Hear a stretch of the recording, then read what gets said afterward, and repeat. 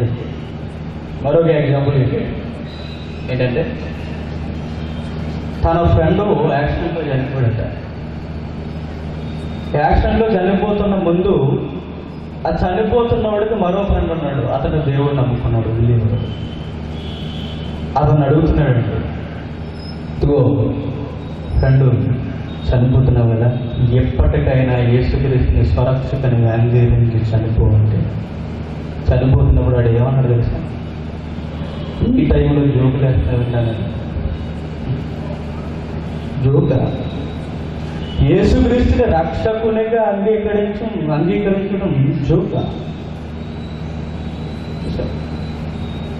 అంటే చరిత్ర అనేది బాగా పుస్తకాలు చదివే వాళ్ళు ఏమనుకుంటారు తెలుసండి? ఆయా నాగరికతలన్నీ దగ్గర పెట్టుకుంటారండి. బాగా వినండి. ఈరోజు సోషల్ స్టడీస్, ఈరోజు సభ ఎలా ఉంటుందంటే, నేను క్రైస్తవుని కాదు, మీరు క్రైస్తవులు కాదు. అసలు క్రైస్తవం అంటే ఏంటి? ఇది మన క్వశ్చన్. What is Christianity? ఒక క్రైస్తవం మీద అవగాహన లేని వాడికి వచ్చే ప్రారంభ దశ ప్రశ్నలు ఎలా ఉంటాయి? అలా ఉన్న మనకి ఎలాంటి సమాధానాలు దొరుకుతాయి? దాన్ని చరిత్రలో పట్టుకోవాలి. ఎందుకో చెప్పిన క్రైస్తవ గాథలు చరిత్రకి మూలాలు. అది బైబిల్. ఈ చరిత్రకు మూలమైన బైబిల్ చాలా గొప్పది. ఇదేంటి బైబిల్ గొప్పదన్నంత మాత్రం ఎలా అంటే అనుకుంటున్నారు? ఒక ఎగ్జాంపుల్ చెప్తాను. సినీ నటు రజనీకాంత్ గారు తెలుస్తుందా? ఎందుకు తెలియదండి? బైబిల్ ఉన్న భక్తులు మనకు తెలియదు కానీ సినీ నటులు తెలుసు. అవునా కదా? అవును. ఆయన ఒక ఎగ్జాంపుల్ పదే వాడుతుంటాడు. మంచి ఎగ్జాంపుల్. అమెరికాలో ఒక ఆయన ట్రైన్లో ప్రయాణం చేస్తున్నాడు. జరిగింది సుమా చదువు చెప్పండి. శాస్త్రవేత్త. వీరంతా ప్రయాణం చేస్తున్నప్పుడు, ఒక శాస్త్రవేత్త ప్రయాణంలో ఉన్నప్పుడు ఒక ఆయన సీరియస్గా బైబిల్ చదువుతున్నాడు. ఇంట్లో పక్కన వచ్చి శాస్త్రవేత్త ప్రతిసారి అతన్ని చూస్తున్నాడు. వీడెవట్లా శాస్త్రం సర్వవేగంగా అభివృద్ధి చెందుతున్న ఈ కాలంలో బైబిల్ పట్టుకొని చూడడానికి వయసు తక్కువగా ఉంది, ఎవరిని పట్టనట్టుగా ఏదో బైబిల్లో నీలమైపోతున్నాడు. ఏంటో చూడు కదా, చాలా గమనించండి. అడిగాడు, బ్రదర్ ఏం చదువుతున్నారు అని అడిగాడు. బైబిల్ చదువుతున్నాడు. ఈ రోజుల్లో బైబిల్ చదివేంటి? ప్రతి దానికి శాస్త్రం సమాధానం చెబుతున్నప్పుడు, ప్రతి విషయానికి ఆధారం శాస్త్రమైనప్పుడు, కనిపించినది ఏదో మన ముందు లేదు, కనిపిస్తున్నవే అన్ని నిజాలని మనం నిరూపిస్తున్నప్పుడు నీవేంటి బైబిల్ చదువుతున్నావు? అసలు నీకు బుర్రుందా అని అడుగుతాను. బైబిల్ చదువుతున్నాయని నవ్వుకున్నాడు. మళ్ళా బైబిల్ చదువుతున్నాడు. ఇక పట్టలేక ట్రైన్ దిగే ముందు అడిగేసాడండి, ఇదిగో నీకున్న సమయం అంతా వ్యర్థంగా గడిపెడుతున్నావు. ఈ మతాన్ని పక్కన పెట్టు, బైబిల్ పక్కన పెట్టు, జీవితంలో నువ్వు ఏం చేయాలో నిర్ణయించుకో. నీకంటే ఒక చరిత్రలో ఒక పేజీ ఉండాలి. నీకంటే పనికిమాలిన స్పీచ్లన్నీ ఎక్కువ మనకి పాడు చేయడానికి బట్టి. నీకంటూ చరిత్రలో ఒక పేజీ ఉండాలి. మతం కాదు, ఎవరో వస్తారు ఏదో చేస్తారని ఎదురు చూడకు. నీవే హీరో, నీవే సమాజానికి ఏదో కూడా చేయాలని మోటివేషన్ చేస్తుందట. అలా చేస్తున్నప్పుడు మరలా నవ్వుకున్నాడు. ఆ వెళ్ళిపోతున్నప్పుడు జేబులో నుండి ఐడెంటిటీ కార్డు తీపించాడు. డిస్ట్రిక్ట్గా కార్డు చూసుకున్నాడు. అంతే, శాస్త్రవేత్త ఎవరు పోయాడు. వాడికి వెంటనే శబ్దాలు పట్టాయి. ఎందుకో తెలుసా? బైబిల్ చదువుతున్న వ్యక్తి థామస్ ఆల్వా ఎడిసన్. అర్థమవుతుందా? థామస్ ఆల్వా ఎడిసన్ బైబిల్ చదువుతున్నది వెంటనే నిగురిపోయాడండి. థామస్ గారు బైబిల్ చదువుతున్నా, ఆయనే బైబిల్ చదువుతున్నది థామస్ ఆల్వా ఎడిసన్ గారు చదువుతున్నారా? వెంటనే హిస్టరీ గారు చూసిన వెంటనే నిగురిపోయాడండి. ఫాలో అయిపోయాడు. సార్ నాకు డౌట్ సార్, ఏంటి సార్ మీరు బైబిల్ చదవడం సార్, ఏంటి అసలు ఏం జరుగుతుందంటే, వెనకాల ఫాలో అవుతూ ఇంటికి వెళ్ళిన తర్వాత ఒక సిస్టమ్ చూశాడండి. డోర్ ఓపెన్ చేసిన వెంటనే తనంతలో తానుగా పనిచేస్తున్న ఒక సిస్టమ్ మెకానిజం చూశాడు. ఎవరు అనుకొచ్చినాడు. చూసిన వెంటనే అడుగుతున్నాడు, సరే ఇది ఎలా పనిచేస్తుందని అని అడిగితే అప్పుడు థామస్ గారు అంటున్నారు, అది దాని అంతటదే పనిచేస్తుంది. ఊరుకోండి సార్, సిస్టమ్ ఏది దానికి అంతటదే ఏది పని చేయదు, దాని వెనక్కి ఏదో ఉంటుంది అనగానే లేదయ్యా దాని అంతటదే పనిచేస్తుంది అని. కానీ లేదు సార్, చెప్పండి సార్, అసలు ఇది కొత్త థియరీ ఏమన్నా సమాజానికి చెప్తున్నారు మీరు? ఈ కొత్త సిద్ధాంతం నాకు చెప్పడానికి ఏమైనా మీరు ఇబ్బంది పడుతున్నారా? చెప్పండి సార్ ప్లీజ్ అని అడిగితే లేదు, అది దానికి అంతటా అదే పనిచేస్తుంది అని. మళ్ళీ చెప్పండి సార్ ప్లీజ్. అప్పుడు వరకు చూడాలి, కళ్ళ ముందు కనపడుతున్న ఇదే తాను అంతలో తాను పని చేయదని నువ్వేం చెప్తున్నావు? క్రియేషన్ కనబడుతున్నప్పుడు క్రియేటర్ లేడని ఎలాగ ఉంటున్నావు? బ్లడీ అని అడిగాడు. కళ్ళ ముందు కనబడుతున్న వస్తువు ఏదో వెనక లేకపోతే పని చేయదని అంటున్న నువ్వు నేను క్రియేషన్ కనబడుతున్నప్పుడు క్రియేటర్ లేడని ఎలా అంటున్నావు? క్రియేటర్ ఉన్నాడు. దానికి మూలం బైబిల్, అదే చదువుతున్నాను చెప్తున్నా. బైబిల్ అంత గొప్పదండి. మేధావులైన వారు సైతం బైబిల్ రుచెరిగిన వారు. చరిత్ర అంటే ఏదో అనుకోకండి. చరిత్ర అంటే అది ఒక పుస్తకం కాదు. చాలా మంది అంటున్నాడుగా చరిత్ర అట కల్పించి రాజేశారట. ఒక విషయం అడుగుతాను నేను, ప్రపంచానికి సంబంధించిన చరిత్ర గ్రంథం అంతా ఓ దిక్కులు పెట్టుకొని ఎవరికి నచ్చిన పేరు వారు ఏమైనా రాస్తున్నారో చెప్పండి. లేదండి, చరిత్ర అంటే పుస్తకాల్లో ఉన్న పేజీ కాదు. చరిత్ర అంటే గతం. రాసుకుంటే వచ్చేది కాదు చరిత్ర, జరిగిన గతం మానవ మనుగడ. టైటిల్ బాగా గమనించాలి. కాలచక్రంలో క్రైస్తవ చరిత్ర. కాలం వేరు, చరిత్ర వేరు. కాలం అనేది ప్రకృతి మనుగడకు సంబంధించినది గమనం. చరిత్ర అనేది మానవ మనుగడకు సంబంధించినది. సరే, వేరియేషన్. కాలం అనేది ప్రకృతి భ్రమణానికి సంబంధించినది. చరిత్ర అనేది మనిషి మనుగడకు సంబంధించినది. ఈ కాలంతో ముడిపడిన ఈ చరిత్ర క్రైస్తవ్యం కల్పింపబడిందా, జరిగిందా? క్వశ్చన్. అంటే చరిత్ర అనేది ఎవరో కల్పిస్తే వచ్చేది కాదు. ఎందుకో తెలుసా? అదేమో ఒక పుస్తకం కాదు కూర్చొని రాసుకోవడానికి. నాగరికత జరగాలి, మనిషి మనుగడ జరగాలి, దాన్ని మనం చదవాలి. ఇలా జరిగింది, ఇది ఇలా జరిగిందని మనిషి యొక్క ఉనికిని అంచనా వేసుకోవాలి. అది హిస్టరీ, అది చరిత్ర. అంతేగాని ఎవరికి నచ్చింది వారు రాసుకోవడానికి కుదరదండి. ఇప్పుడు నేను ఒక చరిత్ర రాసుకోవాలనుకుంటాను, ప్రపంచానికి అందించగలనా? చెప్పండి. జేమ్స్ బ్యాక్ ఆఫ్ హిస్టరీ నేను పెట్టుకోవాలని చెప్పండి. లేదండి, జరగవన్నీ. గతించిన దాన్ని హిస్టరీ అంటారు. ఇప్పుడు బాగా విన్న సబ్జెక్ట్ కదా. అసలు చరిత్ర ఎలా ప్రారంభమైంది, ఎలా వచ్చింది? సమాజానికి పరిచయమైన ఈ చరిత్ర, దీనికి మూలమేంటి? అసలు క్రైస్తవం అనేది అసలు ఎలా జరిగింది? ప్రారంభంలోనే చెప్పాను. ఒక క్రీస్తును నమ్మడానికి వచ్చే ప్రారంభ దశ అనుమానాలు, డౌట్స్. అలా ఉన్న మనకి ఇప్పుడు మనం ప్రశ్నిస్తున్నాం, అసలు చరిత్ర ఎలా స్టార్ట్ అయింది, అసలు ఎలా వచ్చింది, సమాజానికి చరిత్ర ఎలా అందింది మనం తెలుసుకోవాలి. బాగా ఉందండి.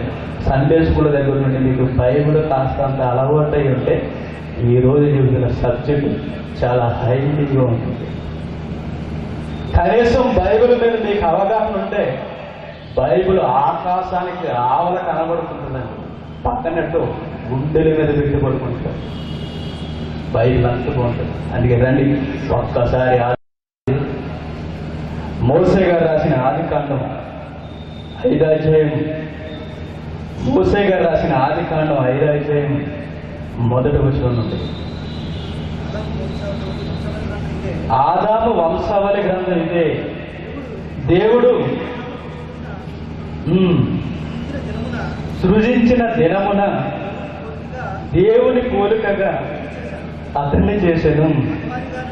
మగవాణి గాను ఆడదాని గాను వాళ్ళు సృజింపబడిన దినమున వారిని ఆశీర్వదించి వారికి నరులని పేరు పెట్టెను. అంటే బైబిల్ కదండి, బైబిల్ ఎంత గొప్పదో చెప్పాను. దీనిలో ఒక మాట లిఖింపబడింది, ప్రారంభ మనిషి మనుగడ ఎలా వచ్చింది. చరిత్ర అంటే ఏం చెప్పాను? గతించిన కాలంలో ప్రారంభ మనిషి ఉన్నాడు. ఆ మనిషికి ఒక చరిత్ర ఉంది. ఆయన పట్టుకుంటే మనకు అందరూ దొరుకుతుంది. కానీ చాలా మంది నమ్మరు. ఎందుకంటే అంటే ప్రారంభ మనిషి ఆదాము కదండి. ఎవరట? ఎవరు? కూత. మీ అక్కది కూతట. కూత నొకడు, చేప నొకడు, పిల్ల నొకడు, నక్క నొకడు. ఏంటిది ఇవన్నీ? ఇది ఒక విషయం గుర్తుపెట్టుకోండి. శాస్త్రం అని పేరు పెట్టుకుని ఏ శాస్త్రం మనకు చెప్పిందంటే కోతి శాస్త్రం.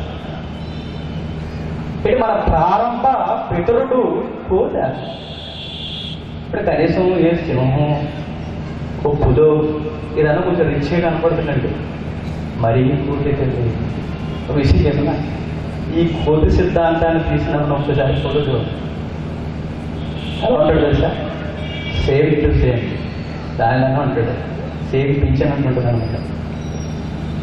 వీళ్ళందరూ కోతి నుంచి వచ్చారు. ఎందుకు కోతి నుంచి వచ్చారనగా రకరకాల సిద్ధాంతాలు పుట్టేసేయండి.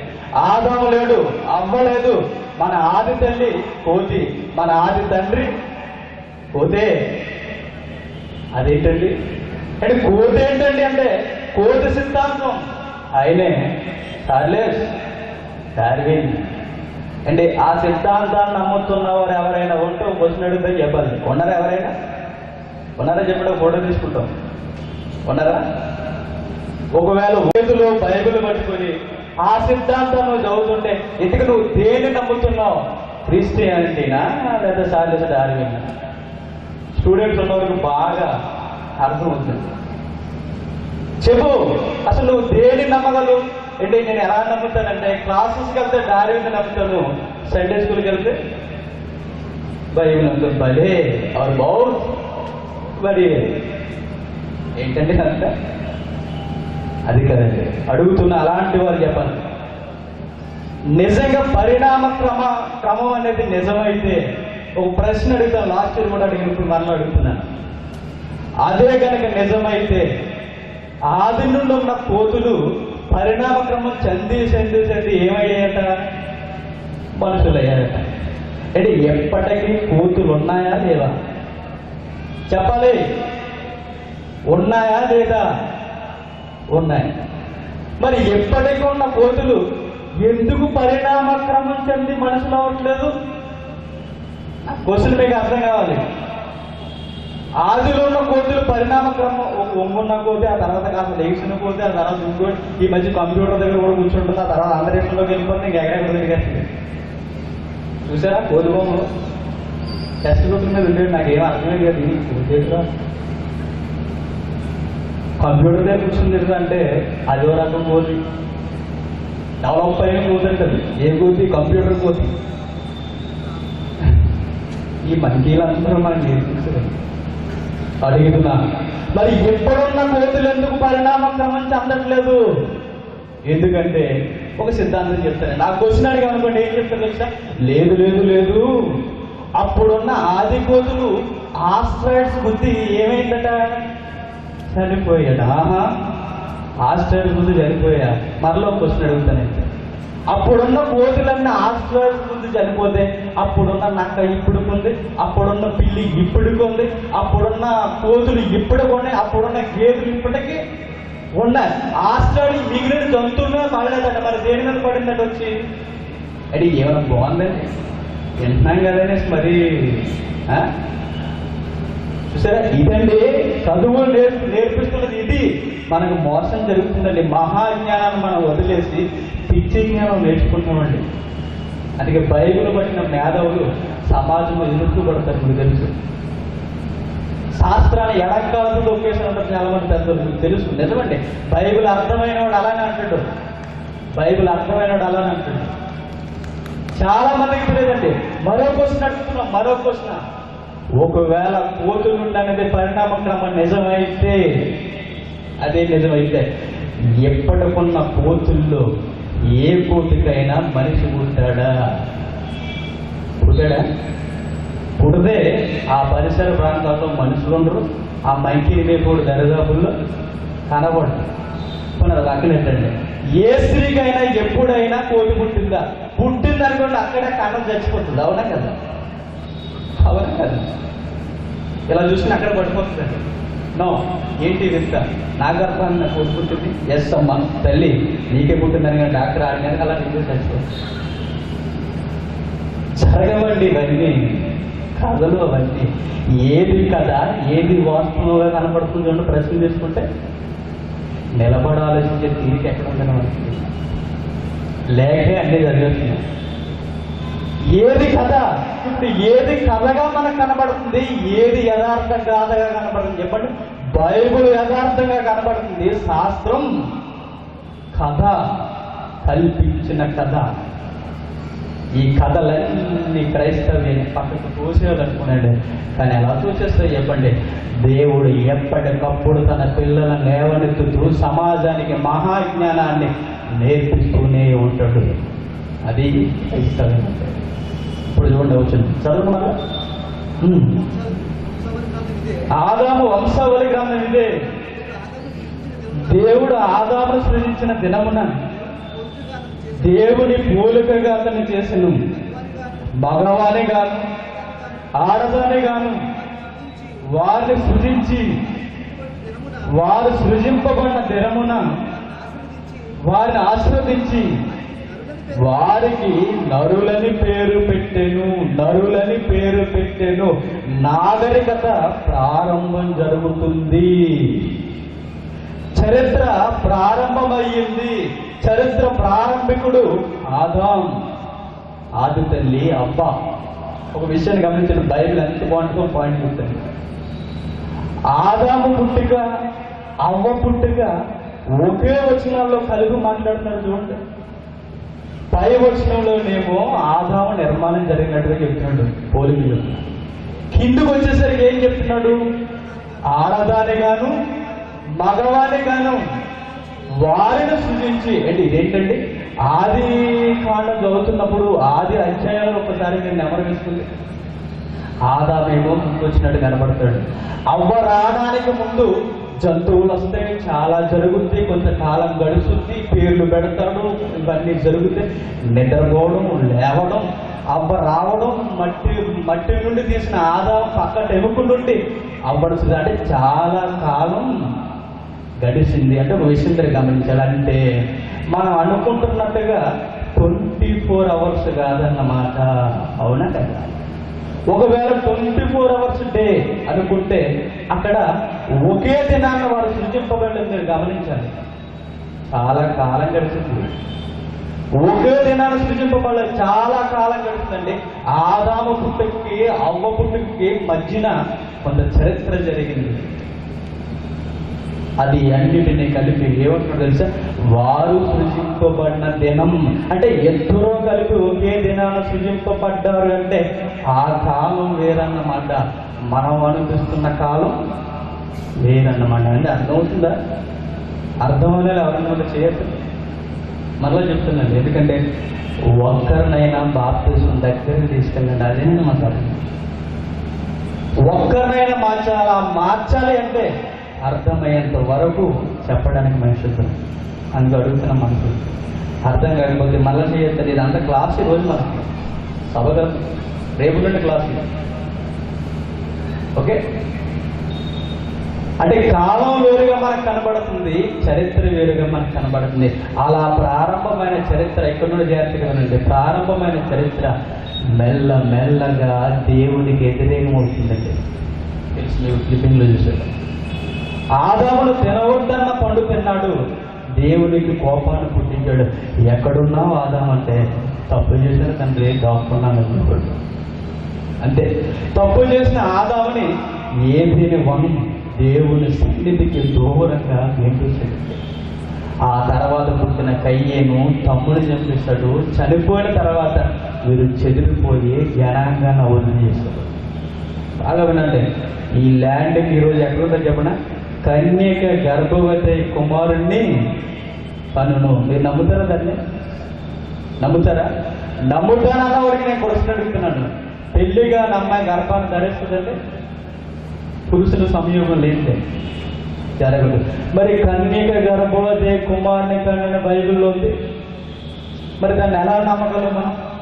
అదేనండి, కల్పించిన కథని మేధావులు ఎందుకంటారో చెప్పిన, ఇలాంటివన్నీ బైబిల్లో ఉన్నాయి కనుక నమ్మలేక ల్యాండింగ్ అదే రోజు ఇలాంటివన్నీ నమ్మలేక వారికి వచ్చే ప్రశ్నలు ఏంటో తెలుసు. క్రైస్తవ్యం అపోహలతో కూడుకున్నదండి. అంటే అమ్మాయి పెళ్లి కాకుండానే లేదా పురుషుని కూడకుండానే తల్లి కావడం ఏంటండి? జరుగుతుంది, అసలు శాస్త్ర ప్రకారం జరగదు కదా. అలాంటివన్నీ క్రైస్తవ్యానికి పునాదులండి. అలాంటి క్రైస్తవ్యాన్ని మనం ఎలా నమ్మగలమండి? చిచిచి, ఇలాంటివి మనకపోతే చాలా మంది వలస వెళ్ళిపోతాయి, చాలా మంది. అందుకే చెప్తున్నా, ప్రారంభం దగ్గర నుండి హిస్టరీ ఏమై ఉందో చూడండి. ప్రారంభం దగ్గర నుండి చరిత్ర ఏమై ఉందో మనం గమనించాలండి. అప్పుడు క్రైస్తవం యొక్క ఉన్నతమైన స్థానంలో మనం ఆదాము వచ్చాడు, కయ్యేను వచ్చాడు, ఏబేలు చంపబడ్డాడు. ఆ తర్వాత జనాంగం దేవునికి వ్యతిరేకమయ్యేసరికి భూమండలం మీదకి జలప్రలయాన్ని రప్పించాడు. పసిపిల్లలతో సహా నేల మొలకలను కూడా నేల రాజేశాడు. ఎవరిని ఉంచలేదు, ప్రతి ఒక్కరిని చంపేయాలనుకున్నాడు. దేవునికి వ్యతిరేకమైన ప్రతి ఆయుష్కాలాన్ని తుంచేశాడు. ఒకే ఒక కుటుంబాన్ని ఉంచాడు, అదే నోవహు. ఆ నోవహు కుటుంబం నుంచి నోవహుకి ఆజ్ఞాపిస్తున్నాడు, నాయనా, యావత్ భూమి చెడిపోయింది, నా సన్నిధిని వారంతం బయలుదేరింది, వీరెవరు బ్రతికి బట్ట కట్టడానికి వీల్లేదు, నువ్వు వాడెక్కు, ఒక్కొక్కడి మీదకి సముద్రం ఎక్కుతుంది, వాడెక్కునాయన. జనులందరూ నాకు వ్యతిరేకమయ్యారు, నేను సృజించుకున్న జనాంగమే నాకు వ్యతిరేకమైనప్పుడు ఇది ఉంటే ఎంత, ఊడితే ఎంత, లేపేస్తాను ఆయన, నువ్వు సత్యం చెప్పాడండి నోవహుకి. అంటే కుటుంబంతో సిద్ధపడిపోయాడు, ఓడన తయారు చేశాడు, ఓడన ఎక్కాడు. ఎక్కిన తర్వాత జలప్రలయం, ప్రచండమైన జలప్రలయం జరిగిందండి. వర్షం భూమిని కమ్మేసింది, నీళ్లతో నింపబడిపోయింది, నేల మొలకలతో సహా తుడిచేశాడు. అలా తేలియని అది వాడ కూడా లేపబడింది. లేపబడిన ఇది చరిత్రకు ఒక పక్కన ముగింపు పరుగుతూనే మరొక కొత్త చరిత్రకి నాంది పలకడం జరుగుతుంది ఆ కాలంలో. నేను నమ్మాలండి ఇవన్నీ. కావాలంటే మీకు నమ్మకం లేకపోతే మిగిలిన గ్రంథాల్లోనికి, మిగిలిన ఆది గ్రంథాల్లోనికి మీరు ఎందుకు చదివితే భూమండలం మీద జలప్రలయం జరిగిందని ఎప్పటికీ మేధావి వరకు గుర్తిస్తారు. ఎప్పటికీ కార్బన్ టెస్టులు చేసి భూమి మీద జలప్రలయం వచ్చి వెళ్ళిపోయిందండి, జీవరాశి చనిపోయిందని ఎప్పటికీ చెబుతుంటారండి. ఇది బైబిల్లో ఉంది. అలా తేలియాన నోవహు వాడ అరారాతు పర్వతాల మీద ఆగుతుంది. మీకు తెలుసు ఇవన్నీ. అరారాతు పర్వతాల మీదకి వచ్చిన తర్వాత అరారాతు పర్వతాల మీద నోవహు కుటుంబం కాలు మోపుతుంది. ఇప్పుడు గమనించండి, అంటే అరారాతు పర్వతాలకు ముందు ఒక చరిత్ర జరిగింది. అరారాతు పర్వతాల దగ్గర నుండి మరో చరిత్ర ప్రారంభమవుతుంది. నశించిపోయిన జనాంగాన్ని చరిత్రలో లేకుండా దేవుడు ఎందుకు చేశాడు తెలుసా? దేవుడికి వ్యతిరేకులయ్యారు కనుక చంపేశాడండి. ఆ తర్వాత నోవహు అనే భూమి మనకి తెచ్చాడు. మరలా చరిత్ర ప్రారంభం.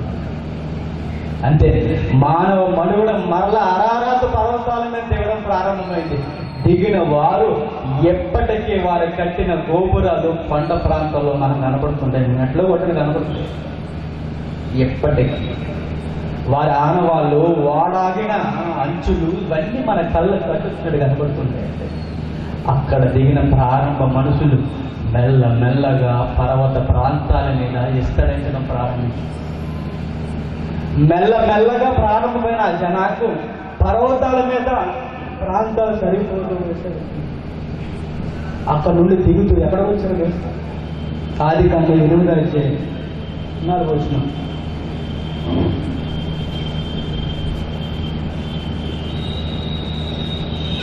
ఆదికాండం 8వ అధ్యాయం నెల 17వ దినమున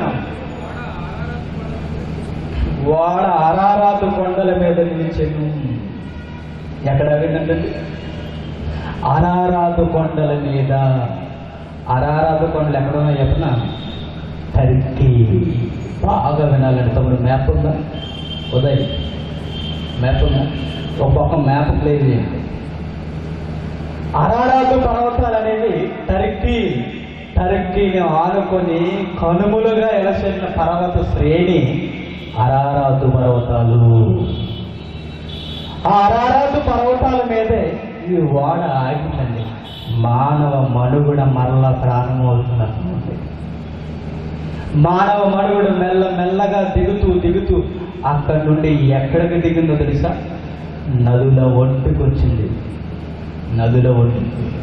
మీకు బాగా అర్థం కావాలంటే ఇది ఈజిప్ట్ ఉంది కదా, మనకి చివరిలో ఒక మ్యాప్ ఉంటుంది చూడండి. అబ్రహాము ప్రయాణం చేసిన ప్రాంతాలు. మ్యాప్ తీయండి ఒకసారి, బైబిల్ చివరిని ఉంటుంది.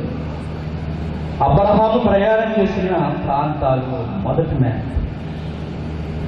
అరారాతు కొండ ఉందా లేదా? ఉంది అన్నది చేయొద్దు. మిగిలిన లేదు, 50 ఇంట్రెస్ట్ అనేది ఉందా? ఆ అరారాతు కొండ గుర్తింపబడిన ఆ పై ప్రాంతం అంతా అరారాతు కొండలండి. అక్కడ నుండి 2 నాళాలు బయలుదేరుతున్నాయి చూడండి, 2 గీతలు. అలా ప్రారంభమైన అది 2 గీతలుగా కలుపుకుంటూ మరలా పారశీకం వెలుగు దిగిపోతుంది. జాగ్రత్తగా గమనించండి.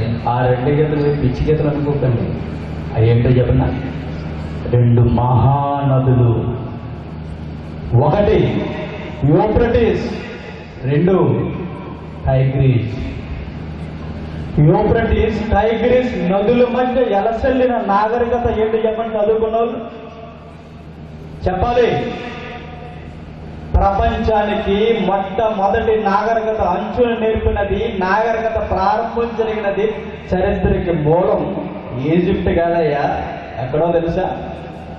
అరారాతు పర్వతాన్ని ఆనుకుని దిగువకు వచ్చిన 2 మహానదులు ఉన్నాయి విషవు. ఆ 2 మహానదుల మధ్య ఎలసెల్లిన నాగరికతే మెసొపొతేమియా నాగరికత. బైబిల్ ఎంత బాగుంది చూడండి.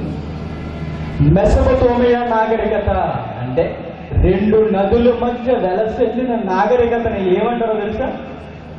మెసొపొతేమియా నాగరికత. మెసొపొతేమియా గ్రీక్ వర్డ్. 2 నదుల మధ్య వెలసెల్లిన నాగరికత అంటే నోవహు సంతానం కొండల మీద ఉన్న వారు నదిల ఒడ్డుకి దిగుకుంటూ అలా కిందికి ప్రయాణం చేశారండి. ఎందుకు చెప్పనా? నీరున్న దగ్గరే మనిషి మనుగడ ఉంటుంది. Best example. ఐగుప్తు చరిత్ర అంతా ఏ నది ఒడ్డు జరిగింది? నైలు నది. భారత చరిత్ర అంతా ఎక్కడ జరిగింది? సింధు నాగరికత. సింధు నాగరికతను బ్రిటిష్ వారు ఇండాస్ అని పిలిచేవారు. ఇండాస్ పేరు మీదే ఇండియా అనే పేరు వచ్చింది. అంటే మన నాగరికత ఎక్కడ జరిగిందో తెలుసా? సింధు నాగరికత. ఐగుప్తుకి నైలు నాగరికత, ఇజ్రాయెల్కి జోర్డాన్. ఒక్కొక్క దేశానికి ఒక్కొక్క నది ఒడ్డిన నాగరికత ఉంటుందండి. అంటే మనిషి నీరున్న దగ్గరే గుడారం వేస్తాడు. నదీ పరివాహక ప్రాంతాల్లోనే మనిషి మనుగడ అనేది జరిగింది. ఇది మీకు తెలుసు, టెక్స్ట్ బుక్లో కూడా చదివారు. అంటే అరారాతు పర్వతాల మీద ఉన్న వారు నీటి వాగులకుండా దిగిపోయారు. ఎందుకంటే మనుగడ జరగాలి కదా, నీళ్ళు లేని మనిషి బతకడా చెప్పండి? లేదు. మనిషికి వాటర్ అవసరం కనుక ఎప్పటికప్పుడే నదులు ఒడ్డిన మరలా పునర్నిర్మాణం చేయడం ప్రారంభించాడు. అప్పుడు గతించిపోయింది కదా. అలా జరిగినది మెల్లగా ఈ రెండు నదుల మధ్య ఒక పేరు ఉంటుంది, జాగ్రత్తగా చూడండి. ఫరాతు కింద ఒక పుట్టినోటు ఉంది చూడండి, ఏంటది? బాబేల్. ఇప్పుడే బ్రదర్ చెప్పండి.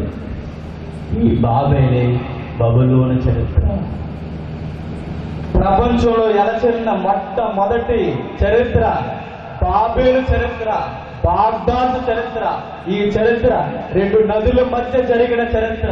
ఈ చరిత్ర ప్రారంభం నోహు సంతానం, దానికి మూలం బైబిల్.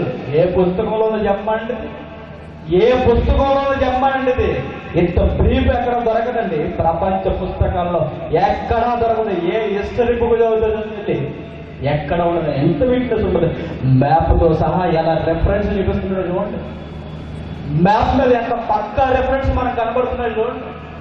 బైబిల్ అంటే అదండి, చరిత్రకి మూలం బైబిల్. చరిత్ర మూలాన్ని ప్రపంచానికి అందించేది బైబిల్. అనారాధ కొండల మీద నుంచి మొదటి నాగరికత వచ్చినది నోవహు సంతానం నుంచి.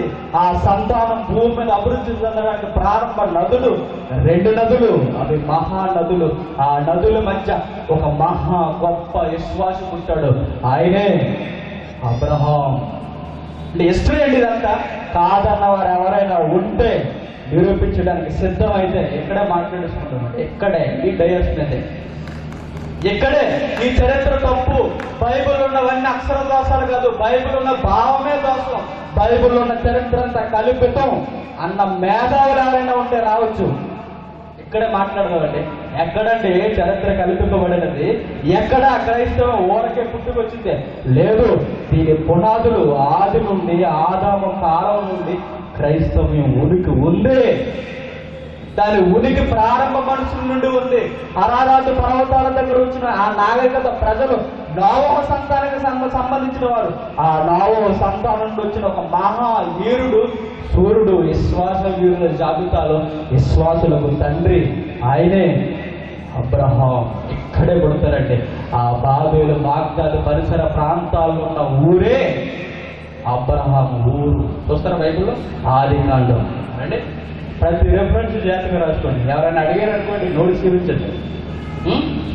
ఆది కాండం 11వ అధ్యాయం, ఆది కాండం 11వ అధ్యాయం 27వ వచనం నుండి.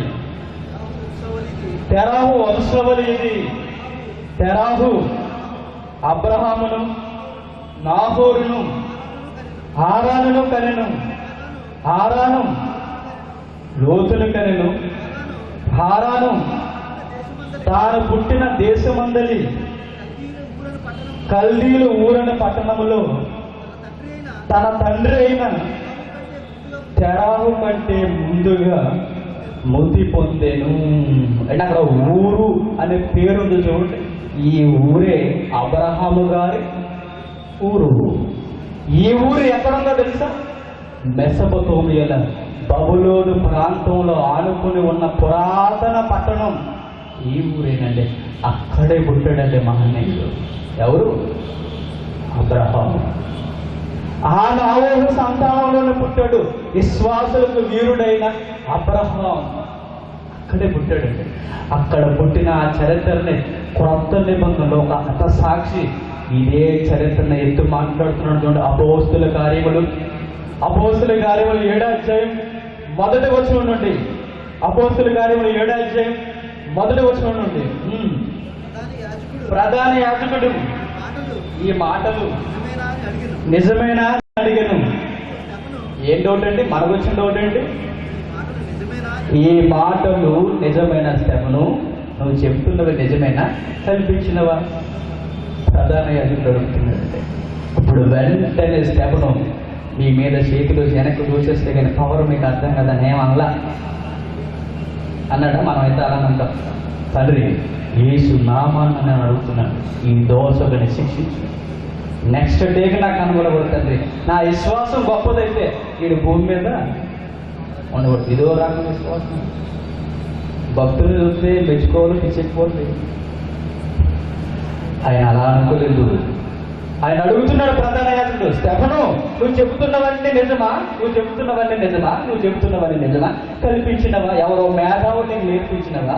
అక్కడ నేర్చుకున్నావా? ఎలా వచ్చింది అనగానే వెంటనే చరిత్ర మాట్లాడుతున్నాడు. ఎవరు? స్టెఫను. అందుకు స్టెఫను చెప్పినది ఏమనగా, వినుడి, మన పితరుడైన అబ్రహాము ఆరానులో కాపురం ఉండక మునుపు మెసొపొతేమియాలో ఓడొచ్చింది చూడండి, అండర్లైన్ చేయండి. మెసొపొతేమియాలో ఉన్నప్పుడు మహిమగల దేవుడు అతనికి ప్రత్యక్షమై, అంటే ఏమనుందండి? అబ్రహాము ఆరాన్లో కాపురం ఉండక మునుపు. ఆరాన్ ఎక్కడుంది? టర్కీ సరిహద్దు ప్రాంతాల్లో ఉన్న ప్రాంతమే ఆరాను. ఇది టర్కీ ప్రాంతానికి చెందింది. ఊరు బాబేలు ప్రాంతానికి చెందింది, మెసొపొతేమియా. ఎక్కడి నుండి అక్కడికి వెళ్ళారు ఎవరు? అబ్రహాము. మీకు అర్థమవుతుంది ఏమన్నా? మీకు అర్థమవుతుందంటే సబ్జెక్ట్ బాగుంటుంది, అర్థం కాలేదంటే ఎలా ఉంటుంది చెప్పండి, జోగి చెప్తాను. అర్థం ఉంటుంది. ఒక ఆయన డాక్టర్ దగ్గరికి వెళ్ళాడు. ఏవయ్యా ఎందుకు వచ్చామని అడిగితే, సార్ ఈ మధ్య ఏం ఒంట్లో బాగుంటుంది, దొంగ ఆవేశం ఎక్కువ వస్తుందండి, పడుకుంటే నిద్రపట్టలేదు, నిద్రలో కూడా మా ఆవిడ కళ్ళు కొడుతుంది. ఏ కొట్టేస్తుందండి? ఏమో తెలుసా, చాలా బాధగా ఉంటుంది, మనసు అంతా బరువుగా ఉంటుందంటే, సరే సెటస్కోప్ తీసుకుని చెస్ట్ మీద పెట్టి బ్రీతింగ్ తీసుకున్నాడు. 3 సార్లు పీల్చేదంటే ఇప్పుడు ఎలా ఉంది అని అడిగితే వాడు ఏమన్నాడు తెలుసా? మీ సెంటు బాగుంటుందండి. అంటే ఏమైనా బాగుందని చెబితే డాక్టర్కి అర్థమైపోతుంది, ఇది నచ్చి చేసేసాడు, ఇది పరిస్థితి బాగా అర్థమైంది. మరి ఎలా ఉందిరా అని అడిగితే వీడు ఏం చెప్పాలండి? గుండెల్లో నొప్పి ఉంటుందండి, బ్రీతింగ్ తీసుకున్నప్పుడు, పరిగెడుతున్నప్పుడు ఎక్కువ ఆవేశం వస్తుంది అని చెప్పాలండి. వీడు బ్రీతింగ్ తీసుకున్న తర్వాత ఎలా ఉందంటే మీ పాలు కంటుకున్నాడు. ఇది ఏం చేయాలి అంటే వైద్యం చేసుకునే అవగాహన కూడా వీడికి లేదు. ఇది ఎందుకు చెప్తాను చెప్పనా? ఇప్పుడు నేను చెబుతున్న సబ్జెక్ట్ మీకు అర్థం కాలేదనుకోండి, ఏరే బ్యాచ్ అనమాట, సెంటు బ్యాచ్ అనమాట. చూసుకున్నారా? అర్థం చేసుకోండి. వైద్యం నేర్చుకుంటున్న మనం వైద్యం మీద అవగాహన కూడా ఉండాలండి. బాగా వినండి. అబ్రహాము గారి గురించి మన చరిత్ర ఆలోచిస్తున్నప్పుడు స్టెఫన్ గారు ఏమంటారు తెలుసా? ఇది నిజమా అని అడిగినప్పుడు స్టెఫన్ వెంటనే చరిత్ర పుటంలో వెళ్ళిపోయాడు. ఇదిగో మన ప్రారంభ పితరుడు ఆరాడుకి వెళ్ళక మునుపు మెసొపొతేమియాలో కాపురం ఉన్నప్పుడు మహిమగల దేవుడు అతనికి ప్రత్యక్షమయ్యాడు. అంటే ఒక విషయం గమనించుకోండి, బైబిల్ ఒక విషయాన్ని మాట్లాడుతున్నప్పుడు దాని చుట్టూ ఉన్న బ్యాక్గ్రౌండ్ ఎత్తుకుంటుందండి. దాని చుట్టూ ఉన్న బ్యాక్గ్రౌండ్ గురించి మాట్లాడుతుంది. అంటే అబ్రహాముకు దేవుడు కనపడ్డాడంటే అయిపోయింది, ఇక లేదు ఇక. కానీ ఆ మాట అనడానికి ముందు స్టెఫను ఏం చెప్తున్నాడంటే ఆరాను గురించి చెప్తున్నాడు, ఊరు గురించి చెప్తున్నాడు, మెసొపొతేమియా గురించి చెప్తున్నాడు, జరిగిన నాగరికతను అంతా చెబుతూ ఆ చరిత్రలోనే మహిమగల దేవుడు అబ్రహాముకి ప్రత్యక్షమైనది. ఎన్ని బేసిస్ ఉన్నాయి అంటే ఈ సాక్ష్యాలు అంటే భక్తులు అనగానే మూఢనమ్మకుంటూ ఉండేవారు కాదండి. భక్తుడు అనగానే సమాజానికి జ్ఞానాన్ని నేర్పేవాడు, చరిత్ర మూలాలు తెలిసినవాడు, సమాజానికి అర్థం కాని ఎన్నో సంగతులు సమాజానికి తెలియజేసే దేవుని సాధనం భక్తుడు, క్రైస్తవుడు. అలా ఉండాలండి. స్టెఫన్ గారికి ఆ సబ్జెక్ట్ తెలుసు. వెంటనే ఎత్తాడు, చరిత్రలో ఉన్న విషయాలన్నీ లేవనెత్తుతున్నాడు. మాట్లాడిన వెంటనే అబ్రహాం గురించి చెప్పేశాడు. వెంటనే కిమ్మలేదు, అప్పుడు ఏమనలేక రాళ్ళించి కూడా చంపేశాడు. ఎంత దారుణంగా నిజాలు మాట్లాడితే సమాజం అర్థం చేసుకోవడానికి బదులు మన చావులు అబ్రహాము గురించి మాట్లాడిన తర్వాత ఆ అబ్రహాముకి వాగ్దానం చేయబడింది. బాగా వినాలి, కేర్ఫుల్గా. అబ్రహాముకి వాగ్దానం చేయండి. అప్పటికే పిల్లలు లేరు. పిల్లలు లేని అబ్రహాము దగ్గరికి దేవుడి దూత ప్రత్యేకించి, అబ్రహాం, ప్రభువా నీకు విషయం చెప్పిన, నీకు పిల్లలు లేరు కదా? అవును ప్రభువా. పిల్లలు లేని నీకు 12 బిడ్డను కావడానికి మీ ఆవుని సిద్ధంగా ఉండమని చెప్పు అని చెప్పాడు. అప్పటికి వయసు ఎంత? అబ్రహాం గారు 100. అప్పటికి శారా గారి వయసు ఎంత? 90 ఏళ్ళు మా భార్య పిల్లలను కన్నాం. 100 ఏళ్ళ వయసు కలిగిన నేను కుమారుని కన్నాం అని ఎక్కడో అపనమ్మకం వచ్చిందండి. తను అర్థం చేసుకునే లోపే భార్య కూడా నవ్వేసుకుంది. పెప్సిడెంట్ యాడ్గా నవ్వుతుంది. ఎవరు? శారా గారు గారనుకుంది. ఓసోస్ వచ్చారండి, నేను పిల్లలకి అంటాను కదా. అన్నం రిలీజ్ అవ్వడం ఆగిపోయింది, నేను ఎక్కడ ఫలదీకరణ చేసింది, ఇదంతా జరిగిందా అని నవ్వుకుంటున్నాను అంతే. అప్పుడు అన్నారంట దేవుడు, ఏ అబ్రహాం ఏంటి మీ ఎవరు నవ్వుతుంది? ఏంటి నవ్వుతుంది? వచ్చిన వాడు ఎవడో తెలుసా? సర్వాన్ని కలిగించినవాడు, కనిపించిన దాన్ని రప్పించేవాడు, ఉన్న దాన్ని కనిపించకుండా చేసేవాడు, ఆకాశాన్ని భూమిని మాటతో కలిగించినవాడు, సైన్యముల అధిపత్యము యెహోవా ఉన్నవాడు. నాకు అసాధ్యమైనది ఏమైనా ఉందా? నీకు శాతనైతే ఒక్కసారి ఆరిపెట్టుకురా.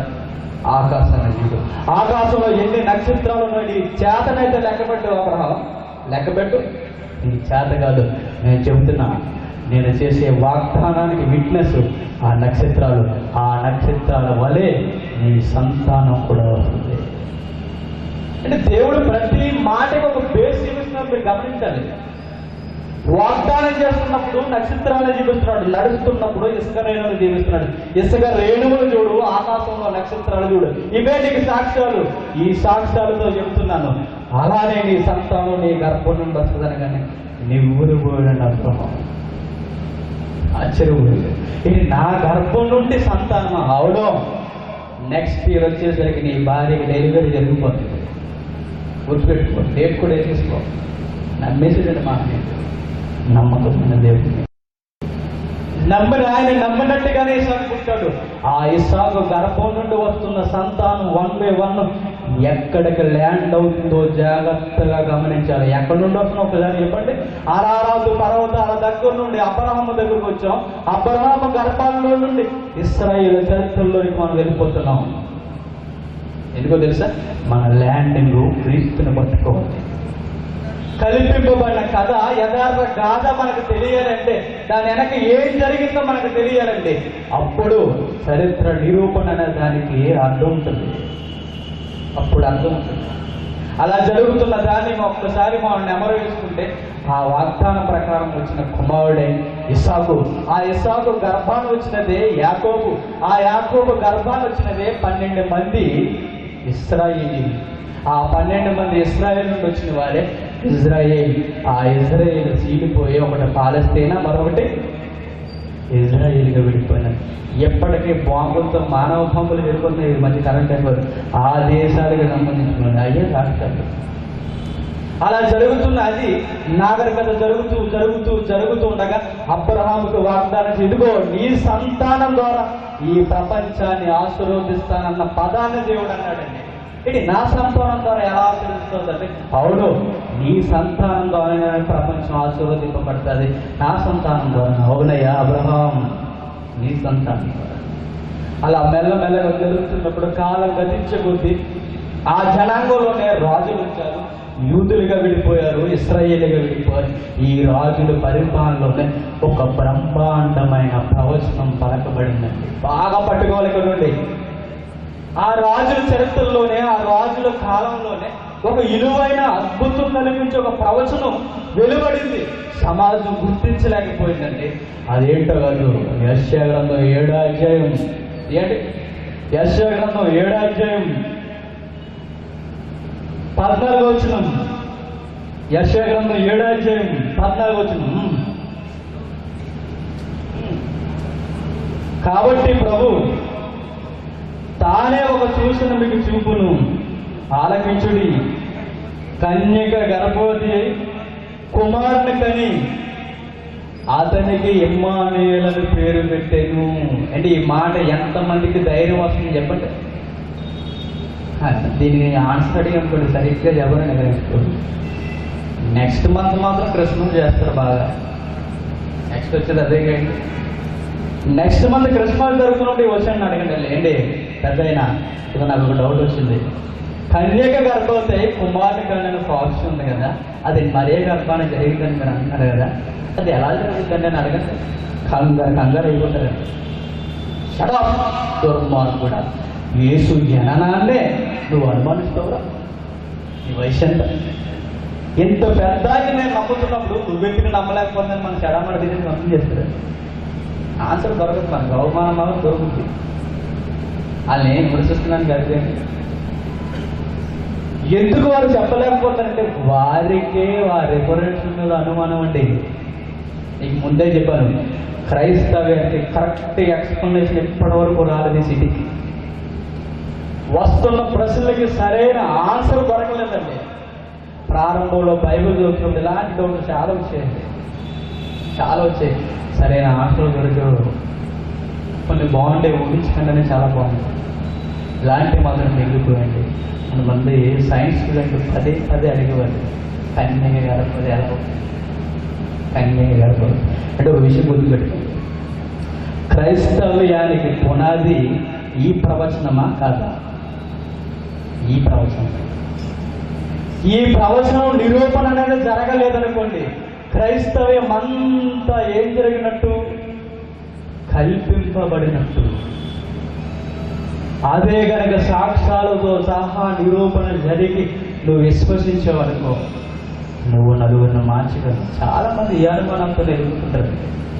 చూడండి, కన్యక గర్భవతి కుమారుని ఈ రెఫరెన్స్ ఒక ఆమె తీసుకుందట. జరిగింది. బైబిల్లో మనం తప్పు చేసిన మన అనుకూలమైన వచనాలు చేస్తామండి. అది ఆ నాలెడ్జ్ ఉంది ఎవరికి? క్రైస్తవులు. అమ్మాయి తప్పు చేసి వివాహానికి ముందే గర్భం ధరించింది.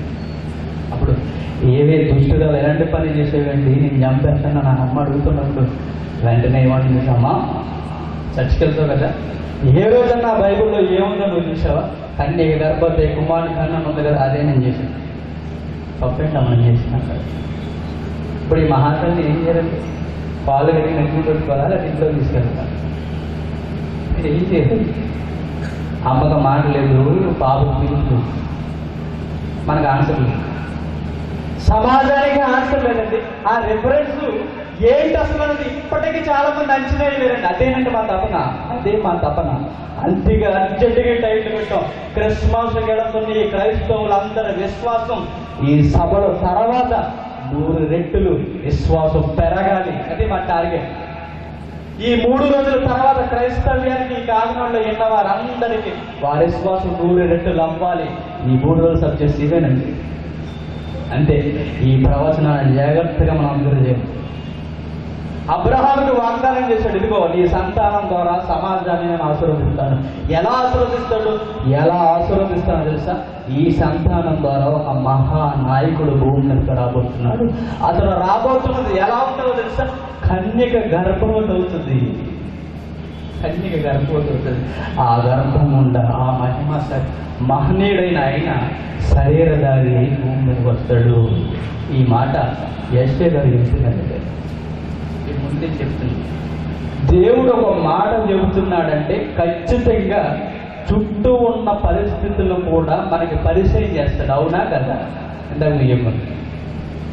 ఒక మాట వాగ్దానం ఇస్తున్నప్పుడు కానివ్వండి, ఒక ప్రవచనాన్ని సమాజానికి అందిస్తున్నప్పుడు కానివ్వండి, ఇవి అందిస్తున్నప్పుడు దేవుడు వెంటనే మనకి ఆధారం కలిగిన కొన్ని చరిత్ర గ్రంథాల్లో ఉన్న మాటలు బైబిల్లో లిఖించండి. మీకు బాగా అర్థం కావాలంటే ఇదే 7 అధ్యాయం మొదటి నుండి జాగ్రత్తగా గమనించండి. ఈ ప్రవచనం ఎంత గొప్పది కనుక మొదటి వచనం నుండి. యోధా రాజైన విజయ ఆహాజు దినములలో సిరియా రాజైన యెజీరును ఇజ్రాయేలు రాజును కహాఫును యుద్ధము చేయవలనని యెరూషలేము మీదకి వచ్చారు కానీ అది వారి వలన కాకపోయాను.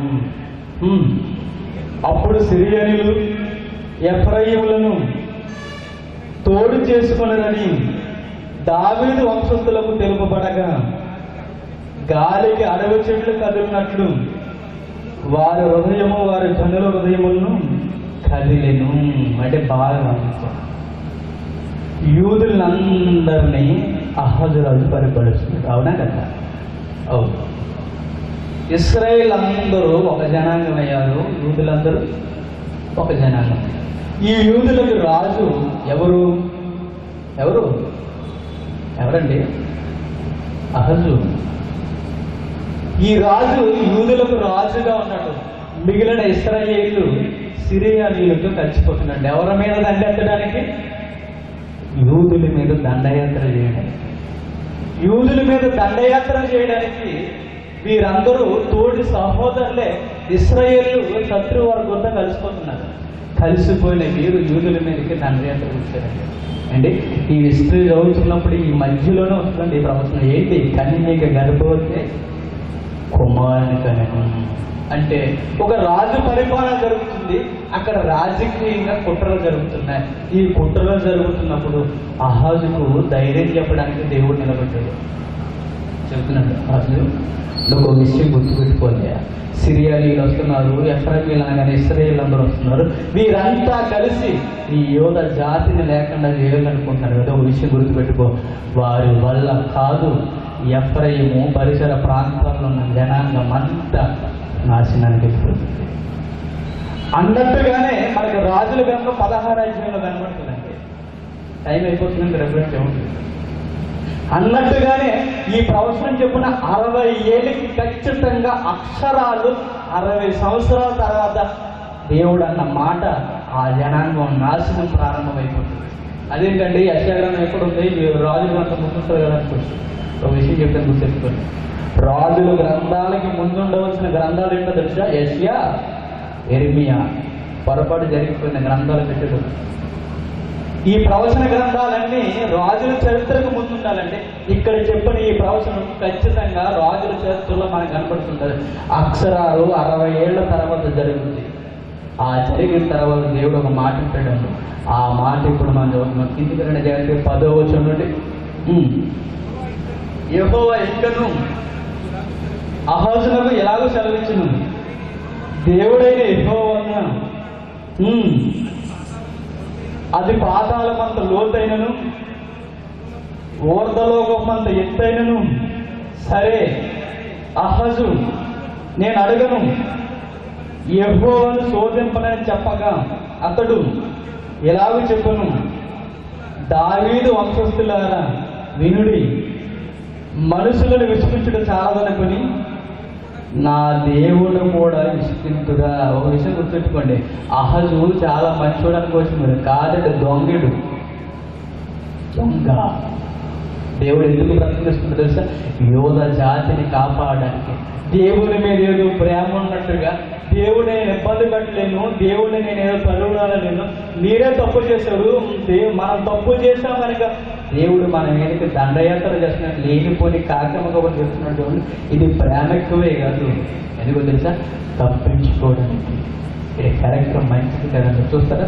రాజుల గ్రంథం చూడండి, 2వ రాజుల గ్రంథం 16వ అధ్యాయం 1వ వచనం నుండి ఊహించుకుందాం. 2వ రాజుల గ్రంథం 16వ అధ్యాయం 1వ వచనం నుండి,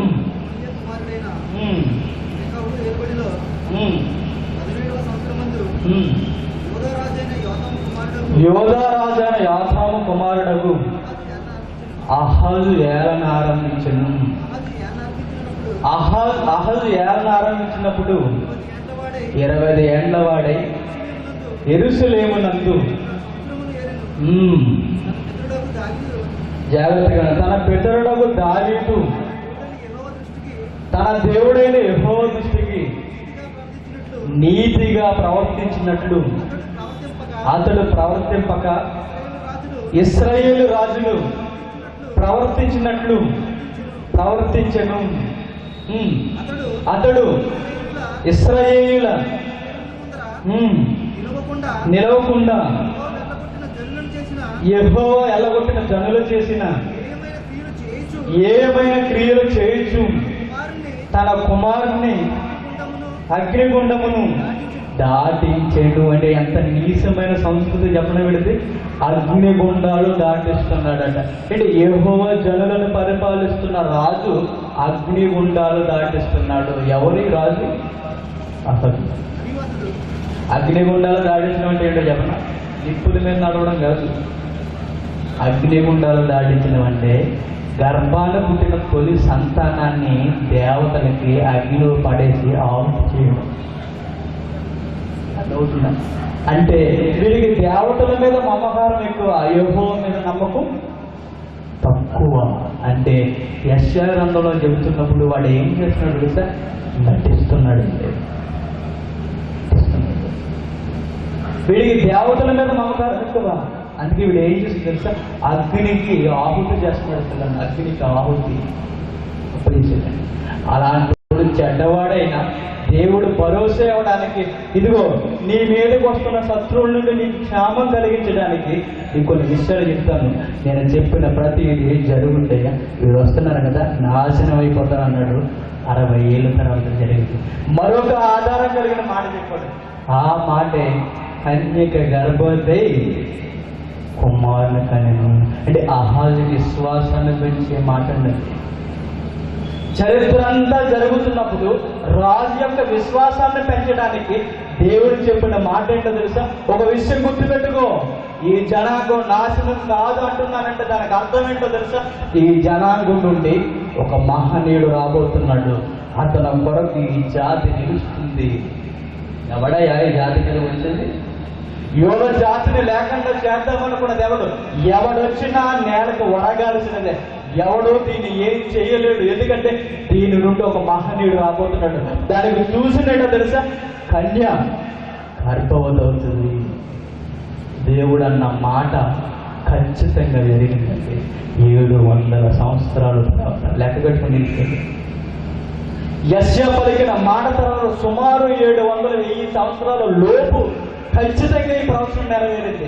ఆమెవరో కాదు, మరియా. చాలా మంది చదువుతారండి, కానీ అనుమానం ఎక్కువ. ఆ ప్రవచనం నెరవేరడానికి సుమారు 100 సంవత్సరాలు పట్టింది.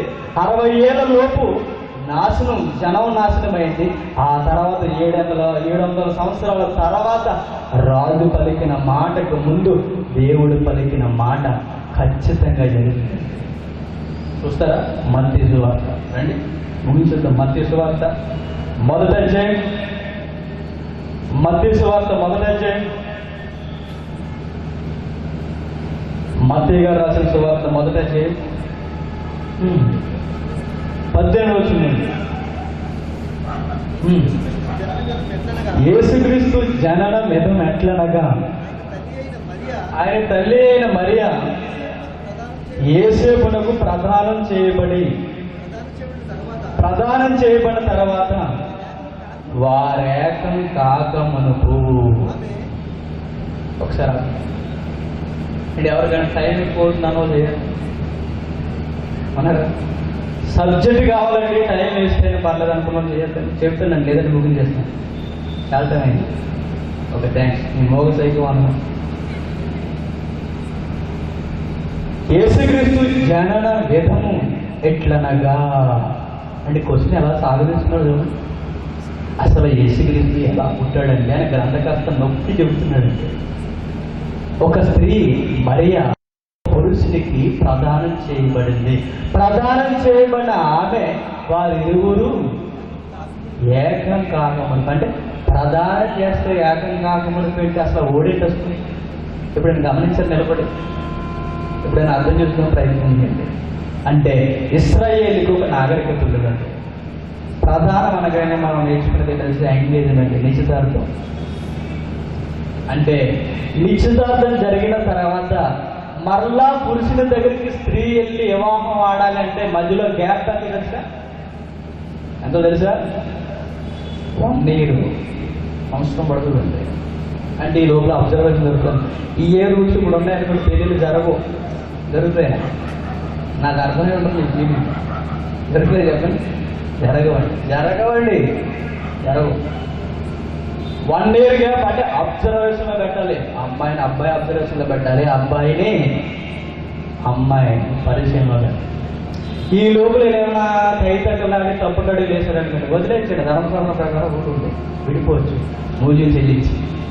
అంటే ఇరువురు వారి తల్లిదండ్రుల దగ్గర వారుంటారు, వీరి తల్లిదండ్రుల దగ్గర వీరుంటారు. కానీ వీరిద్దరూ ఏకం కాకముందు, ఏకం కాకమంటే మాంగళ్యం తెచ్చి 3 ముళ్ళు వేయడం కాదు. అలాగే వారు ఏకం అయితే పెళ్ళి అయిపోయినట్టే. 1 year తర్వాత ఇస్తే సంస్కృతి 1 year తర్వాత వారు ఏకమైతే వారికి వివాహం జరిగినట్టేనండి. అందుకే ఆ మాట అన్నాడు, ప్రదానం చేయబడిన ఆ చిన్నది వారు ఏకం కాకమునుపు, వారు ఒక్కట కాలేదు, భార్య భర్తలుగా సంసార జీవితాన్ని కొనసాగించలేదు. ఈ 1 yearలో ఒక వండర్ జరిగింది. అదే చెప్తున్నా గ్రంథకర్త. వారు ఏకం కాకమునుపు ఆమె పరిశుద్ధాత్మ వలన గర్భవతిగా ఉండెను. ఎవరి వలన? పరిశుద్ధాత్మ వలన. అంటే ఈ మాట కూడా చాలా మందికి అనుమానం వస్తుందండి. రైట్, చెప్పండి. వస్తుంది అండి. యేసుక్రీస్తు యేసేపుకు పుట్టలేదట, మరి ఎవరికి పుట్టాడట? డైరెక్ట్ లాంగ్వేజ్ మాట్లాడుతున్నాడు. ఎవరికి అంటే అట్నుంచి తిరిగేసి కొంతమంది క్రైస్తవులు యేసుక్రీస్తుకు తండ్రి ఎవరంటారండి. అంటే వినడానికే మాటలు బాగోదు,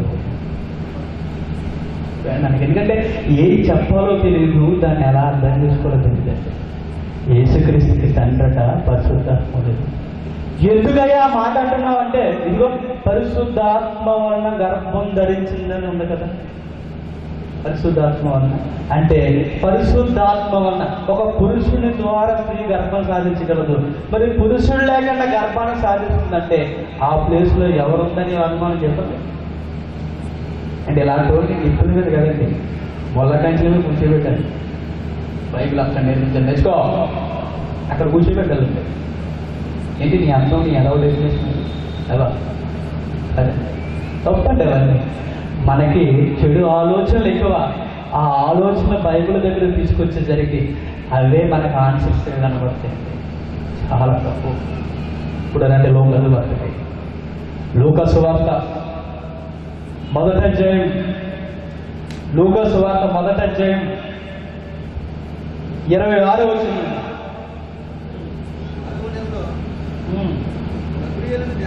గబ్రియేలు దేవదూత గలిలయలోని నజరేతు అనే ఊరిలో ఎంత ఇన్ఫర్మేషన్ ఇస్తున్నాడో చూడండి.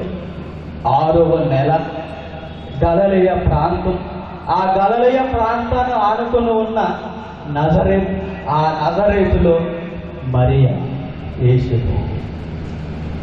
ఎంత బ్రీఫ్ ఇస్తుందో. ఒక విషయాన్ని చెప్పడానికి చుట్టుపక్కల ఉన్న విషయాలన్నీ చెబుతుంటాడండి దేవుడు, కానీ మనం అర్థం చేసుకోలేము. ఎందుకు? దావీదు వంశస్థుడైన స్పీడ్గా ఒక పురుషునికి ప్రదానం చేయబడిన కన్యక యొద్దకు దేవుని చేత పంపబడును. ఆ కన్యక పేరు మరియా. ఆ దూత లోపలికి వచ్చి ఆమెను చూసి, దయాప్రాప్తురాలా, నీకు శుభము, ప్రభువు నీకు తోడు ఉన్నాడని చెప్పాను. ఆ మాటకు బహుగా తొందరపడి ఈ శుభవచనం ఏమిటో అని ఆలోచించుకొనుచుండగా దూత, మరియా, భయపడకము, దేవుని వల్ల నీవు కృప పొందితివి. ఇదిగో నీవు గర్భం ధరించి కుమారుని కని ఆయనకి యేసు అని పేరు పెట్టుదువు. 34. అందుకు మరియా, నేను పురుషుని ఎరగని దానినే ఇది ఎలాగో జరిగినని దూతతో అనగా. మరియను కూడా సైకలాజికల్ ఒక్కసారి అంచనా వేయండి. అంటే మరియ గారు కూడా 2000 సంవత్సరాల క్రితం ఏం తెలుసుకో తెలుసా? పురుషుని శుక్రకణాలు లేదే గర్భధారణ అనే జరగదన్న సంగతి పవిత్రురాలైన కన్యకైన మరియకి తెలుసు. అంటే ఆమెకు అన్ని విషయాలు జరిగినా కానీ, అన్ని విషయాలు తెలిసినా కానీ తప్పు చేయలేదు. చూడండి మహాత్ముడు. ఇదే ప్రవచనం ఇప్పుడు ఈ కాలంలో నెరవేరాలనుకుంటే ఖచ్చితంగా నెరవేరలేదు. చాలా టైం పడుతుంది. ఆ రోజుల్లో కన్య, పవిత్రమైన స్త్రీ ఎవరైనా ఉన్నారా అని దేవుడు ఆకాశం నుండి భూమి మీదకు చూస్తే కనబడిన ఒకే ఒక్క పరిశుద్ధమైన స్త్రీ మహాతల్లి అరే ఆమె అడుగుతుంది, నేను పురుషుని ఎరగిన దాన్ని ఎలా జరుగుతుంది? తనకు కూడా మళ్ళా నాలుగు ఉండాలి కానీ తప్పు లేదు. అప్పుడు వెంటనే గ్రంథకర్త చెబుతున్నాడు, దూత ఏమంటుంది? దూత, పరిశుద్ధాత్మ నీ మీదకి వచ్చును, సర్వోన్నతుని శక్తి నిన్ను కమ్ముకొనును కనుక పుట్టబోవు శిశువు పరిశుద్ధుడై దేవుని కుమారుడనబడును. ఆమె తల్లి మరియా నీకు విషయం చెబుతున్నా, నీ మీదకి పరిశుద్ధాత్మ దేవుడు దిగుతాడు, నీ మీదకి పరిశుద్ధాత్ముడు కమ్ముకుంటాడు. నువ్వు ఆ విధంగా గర్భాన్ని జారిస్తావమ్మా అనగానే మరలా మనకు అనుమానాలు వచ్చేస్తాయండి. ఒక్కసారి సీన్లోకి వెళ్తాం, పరిశుద్ధాత్ముడు కమ్ముకోడు మరియా అంటే యేసుక్రీస్తు వారికి తండ్రి ఎవరు? బాగోండి ఆలోచన క్రైస్తవ తప్పు, చాలా తప్పు చేస్తుందని క్రైస్తవ. పరిశుద్ధాత్ముడు అంటే వ్యక్తి కాదు, ఆయన ఎవరు? మహాశక్తి. శక్తికి మానవ సంబంధమైన కోరికలు ఉండవు, శక్తికి మనలాంటి శుక్రకణాలు ఉండు. శక్తి అనేది పనిని జరిగిస్తుంది, శక్తి అనేది ఒక రూపాన్ని ఇస్తుంది, శక్తి అనేది ఒక రూపాన్ని క్రియేట్ చేస్తుంది. మనలాగా రెండు కాళ్ళు, చేతులు, తల, మొండెము ఎలాంటి ఉండాలి పవర్. దేవుడు ఒక సుప్రీం పవర్, యేసుక్రీస్తు కూడా ఒక పవర్. ఆయన శరీరధారి మన కనబడడానికి ముందుకు వచ్చింది. కానీ దీన్ని మాత్రం మనం అర్థం చేసుకోవాలి. ఎక్కడో యెషయా 700 సంవత్సరాల క్రితం పలికిన ప్రవచనం మరియ గర్భాన్ని ఖచ్చితంగా జరుగుతుంది అనడానికి మనకి అడ్రస్ ఏంటో తెలుసా? ఇదిగో ఆ ప్రవచనం జరిగింది అనడానికి మరియ సాక్ష్యం అంటున్నాడు. ఆ సాక్ష్యం ఎలా జరిగింది అనగానే చాలా మందికి అర్థం కావట్లేదు. వ్యాధికరణ చెప్తాను.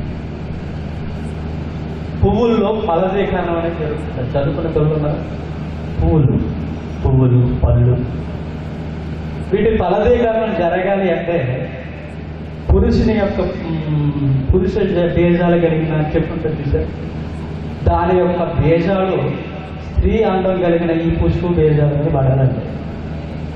60 రేణువులు అక్కడ చదువుకున్న ఉన్నారా లేదా?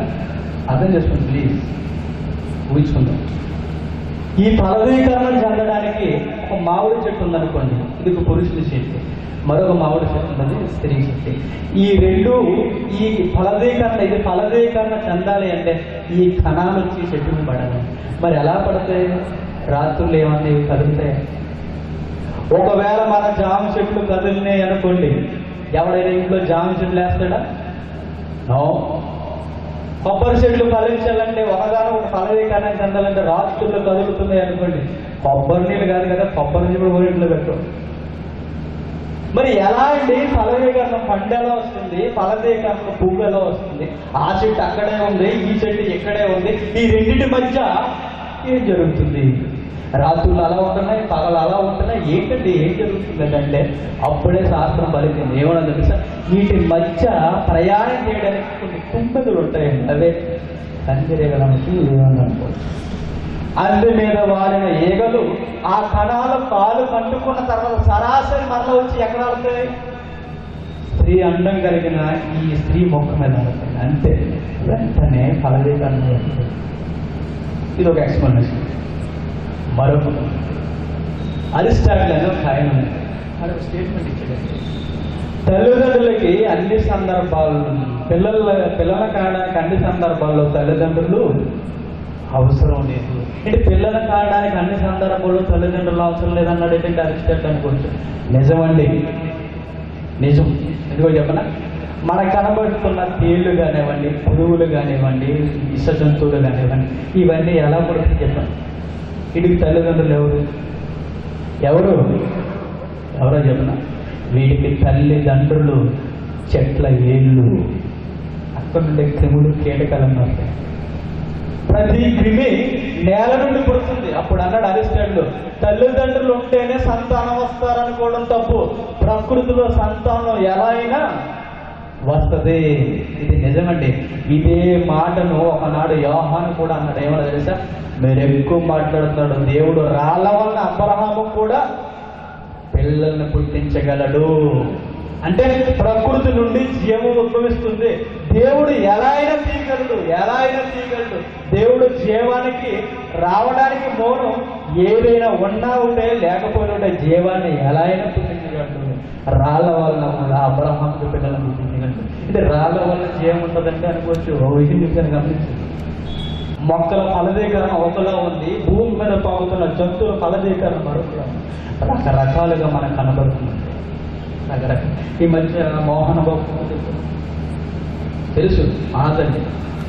ఆమె ఏం చేస్తుంది తెలిసింటే పిల్లల కంటే అందం అంతా పోతుంది. చాలా అందం ఉంటుంది కదా, పిల్లల కంటే అందం అంతా పోతుంది అనేసి ఏం చేసింది తెలుసండి?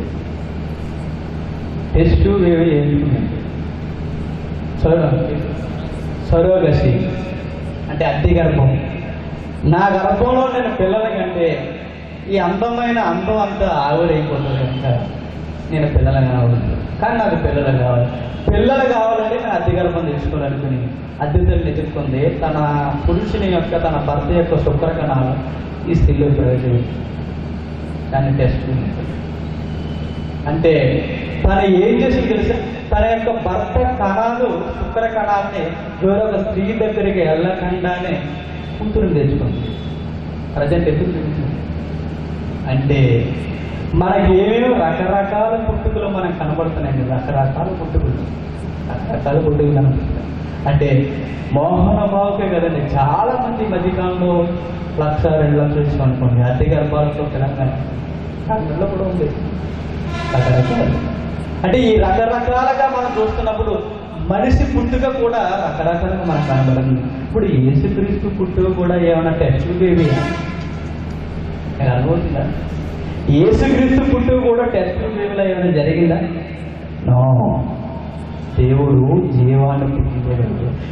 ఏది లేనప్పుడే ఆదామును పుట్టించాడు. ఆదాము ప్రకటనకు నుండే అవ్వను తీశాడు.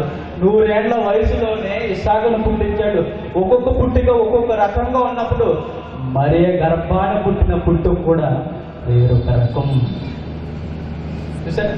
ఆదాము పుట్టుకి ఏ తల్లిదండ్రులు లేరు, భూమి నుండి తీశాడు, ఆదాముని నిర్మించాడు.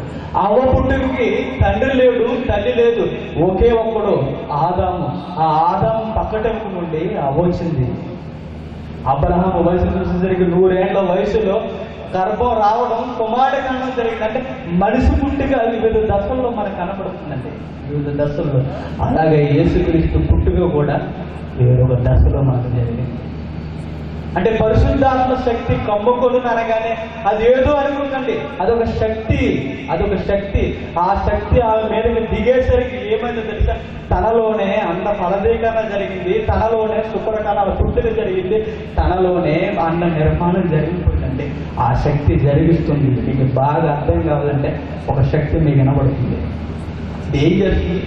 లైట్స్ వెలిగిస్తుంది, శబ్దాలు వినిపిస్తుంది, మీకు తెరల మీద దృశ్యాలు చూపిస్తుంది. రకరకాల కోణాల్లో ఆ శక్తి మనకు పనిచేస్తుంది. ఆ శక్తి యొక్క వివిధ కోణాల పనిని మనం చూస్తున్నప్పుడు దీని కోణాల వెనక మనం అర్థం చేసుకుంటే ఉన్నది ఒకే ఒక్కటి శక్తి, పరిశుద్ధాత్మ కూడా. సంశోధన మీద తిరిగినప్పుడు, సంశోధన మీదకి ఆ పరిశుద్ధాత్మ శక్తి దిగినప్పుడు బలముతో శత్రువుని నేలగరిగించేవాడు. దావీదు మీదకి వచ్చినప్పుడు ఒడిసెల రాయితో శత్రువును జయించేవాడు. వివిధ కోణాలండి. ప్రవక్తుల మీద దిగినప్పుడు ప్రవచనాలు పలికించేవాడు. రోగస్తుల మీదకి యేసుక్రీస్తు చేస్తే ఆ పరిశుద్ధాత్మ శక్తితో స్వస్థత కలిగించేవాడు. వివిధ కోణాలు పరిశుద్ధాత్మ యొక్క పని. మరే గర్భం మీదకి వచ్చేసరికి తల్లికి గర్భం వచ్చేలా ఫలదీకరణ జరిగించాడు. మీదికి దిగింది అనగానే అనుమానంతో చూడకండి. స్త్రీ అయిపోయింది కనుక అనుమానం చూపులు. అదే రిఫరెన్స్లో పురుషుడు ఉన్నాడు అనుకోండి, ఏమనుకుంటారు చెప్పండి? క్షమించిన రిఫరెన్స్ ఒక్కసారి చూడండి. మొదటి సమయాల గ్రంథం 10వ అధ్యాయం. మొదటి సమయాల గ్రంథం 10వ అధ్యాయం 6వ వచనం. యెహోవా ఆత్మ నీ మీదకి బలముగా దిగవచ్చును. అంటే ఎవరెవరు చెప్తున్నారంటే సమూయేలు చెబుతున్న మాట, అభిషేకింపబడుతున్న రాజుకు చెబుతున్న మాట, యెహోవా ఆత్మ నీ మీదికి బలముగా వచ్చును, నీ మీదికి బలముగా వచ్చును అనగానే అక్కడ అభిషేకింపబడుతున్న వ్యక్తి, ఒక వ్యక్తి మనకు కనబడుతున్నాడు. అదే ఆ ప్లేసులో స్త్రీ ఉందనుకోండి, ఏం చేద్దాం? అనుమానంతో చూద్దాం. అదే జరిగిందని తప్పుగా ఇస్తుంది. అక్కడ లిఖింపబడిన మాట ఇక్కడ కూడా కనబడుతుంది. ఇదిగో నువ్వు అభిషేకింపబడతావా, నీ మీదకి పరిశుద్ధాత్మ శక్తి దిగుతుందయ్యా. సమూయేలు ప్రవక్తగా నేను చెబుతున్నాను, నీ మీదకి దిగుతుంది, నీ మీదకి దిగుతుంది అనగానే అక్కడ పురుషుడు కనుక మనకు అనుమానం రాలేదు. కొత్త నిబంధనకు వచ్చేసరికి మరి ఎంత కనుక మనకి వెంటనే ఏమనిపించిందంటే అనుమానపు చూపులు. శక్తిది మానవ కోరికలుండో, మనలాంటి ఆలోచనలుండో పనిని జరిగిస్తుంది, రూపాన్ని ఇస్తుంది, ప్రకృతిని కదిలిస్తుంది, దేవుని ఆజ్ఞను పాటిస్తుంది. ఆ మహాశక్తి జరిగిస్తున్న పనిలో ఒక రూపమే యేసుక్రీస్తు శరీరధారిగా వచ్చిన జననం. ఇప్పుడు చెప్పండి, క్రైస్తవ్యం కల్పిత కదా, యథార్థ కదా? క్రైస్తవ్యం కల్పిత కథ అనడానికి వీల్లేదండి. ఎక్కడో అరారాత పర్వతాల మీద చూసాం, అక్కడ నావో సంతానం నుండి అబ్రహాము దగ్గర దిగాం. అబ్రహాము మెసొపొతామియా ప్రాంతం నుండి నాగరికత తన గర్భం నుండి జరగ రాజుల కాలంలో ఒక ప్రవక్త ద్వారా ప్రవచనాన్ని పలికించాడు. ఆ ప్రవక్త ద్వారా పలికింపబడిన ప్రవచనం చరిత్ర ప్రకారం కొత్త నిబంధనలో జరిగింది. ఇదంతా క్రైస్తవ్యం కాలచక్రంలో జరిగిన క్రైస్తవ్య చరిత్ర, కాలచక్రంలో జరిగిన చరిత్ర. క్రీస్తుకు మూలం కన్యక గర్భవతి అయిన ప్రవచనం అనుకుంటే అది అక్షరాల నిజం జరిగింది, అక్షరాల నిజం. ఇది కల్పింపబడిన కథ కాదు, యథార్థ గాథ. అది జరిగింది అనడానికి ఎప్పటికీ రుజువు ఏంటో తెలుసా? ఈ గ్రౌండ్ లో కూర్చున్న క్రైస్తవులు, ప్రపంచాన్ని ఆవరించిన క్రైస్తవులు, ఎప్పటికీ నమ్ముకున్న వారందరూ క్రైస్తవ్యం ఉంది అనడానికి సాక్ష్యం. కానీ ఏం కావాలి చెప్పండి? కథ చెప్పండి, కథల కథండి, యథార్థ కాదని. అందుకే క్లిప్పింగ్ మీరు చూసాం, ఆదాము దగ్గర నుండి యేసుక్రీస్తు వరకు, ఆదాము దగ్గర నుండి యేసుక్రీస్తు వరకు ఇది కాల చక్రంతో ముడిపడున్న క్రైస్తవ చరిత్ర. ఈ కథలు కాదు, కథలు బైబిల్లో లేవు. జరిగిన చరిత్ర యథార్థ గాథలు, క్రైస్తవ్యం గాథలు, చరిత్రకి మూలాలు. ప్రపంచానికి చరిత్ర పరిచయం చేసింది బైబుల్. ప్రపంచానికి మూల పురుషుడు అబ్రహాం. ఆ అబ్రహాము ద్వారానే ప్రపంచానికి దేవుడు దగ్గరయ్యాడు. ఆ ప్రవచనం సమస్త జనులను ఆశీర్వదిస్తానన్న ప్రవచనం ఎవరో కదండి, యేసుక్రీస్తు. నీ సంతానం ద్వారా సమాజాన్ని ఆశీర్వదిస్తానన్న ఆ ప్రవచనం యేసుక్రీస్తు ద్వారా సమాజాన్ని ఆశీర్వదిస్తుంది. శిలువ బలియాగంతో మహానీయుడు రక్తం కాల్చి మనిషి పాపాన్ని తీసి పరలోకాన్ని తెలియజేస్తుంది. అదే అసలు ఇదంతా అక్షర సత్యం. ఇది యథార్థ గాథ. దీని కథ అనుకుంటే మన జీవితాన్ని కాటికి చేతులారా నడిపించుకుంటున్నది మనమే.